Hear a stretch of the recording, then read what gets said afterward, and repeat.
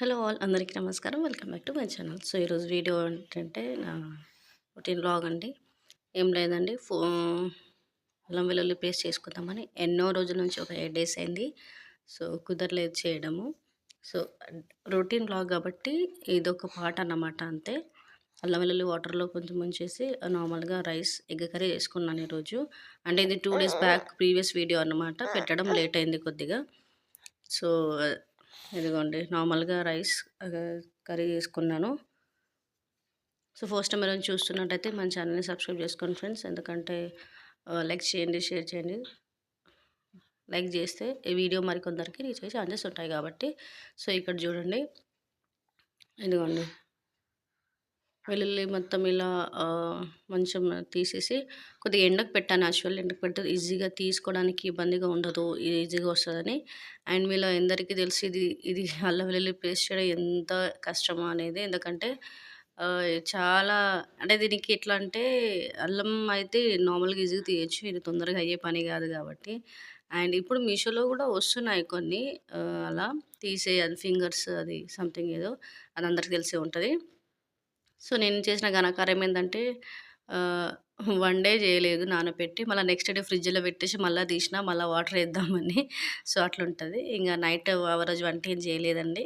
మామూలు పార్సెల్ తీసుకొచ్చాము. Jeera rice, paneer butter masala and butter naan తీసుకొచ్చాము. సో, బయట ఫుడ్ అయితుంది ఒక 4, 5 డేస్ నుంచి. అసలు ఇంట్లో వంట చేసుడే లేదు. గణపతిలో ఉన్నప్పటి నుంచి. So, yeah! ఇదిగోండి. ఇంకా ఇదయిపోయిన తర్వాత ఇంక గణపతిలో చూడడానికెళ్ళాం. నెక్స్ట్ డే ఇదిగోండి నిమజ్జనం రోజు.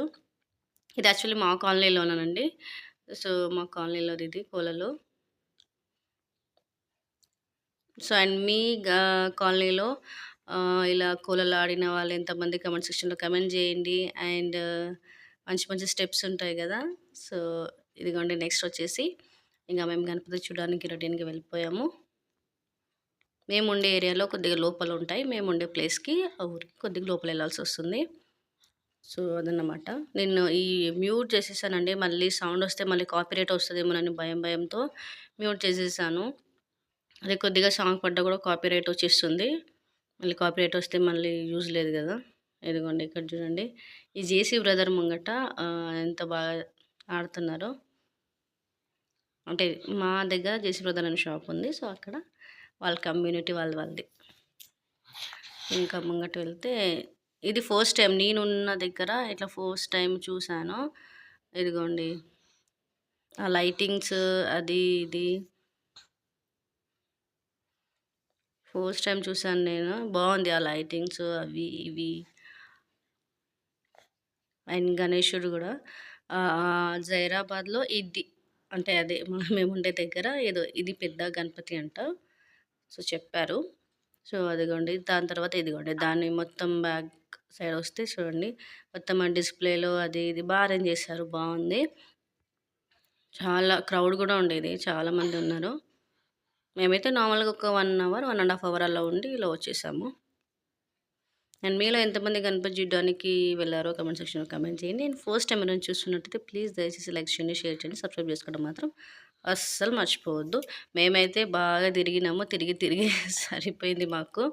అటు ఇటు తిరిగి లాస్ట్‌కి ప్రసాదాలు తీసుకొని అక్కడ అన్నదానం కూడా ఉండే తినేసి ఇంక ఇంటికి బయలుదేరి వచ్చేసాము.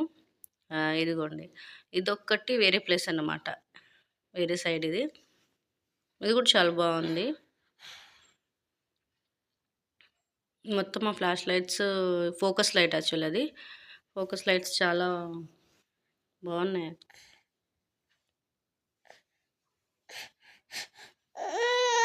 ఇదిగోండి. ఇప్పుడు హైదరాబాద్‌లో అయితే ఇంకా చాలా చూసే సీన్స్ ఉంటాయి కాబట్టి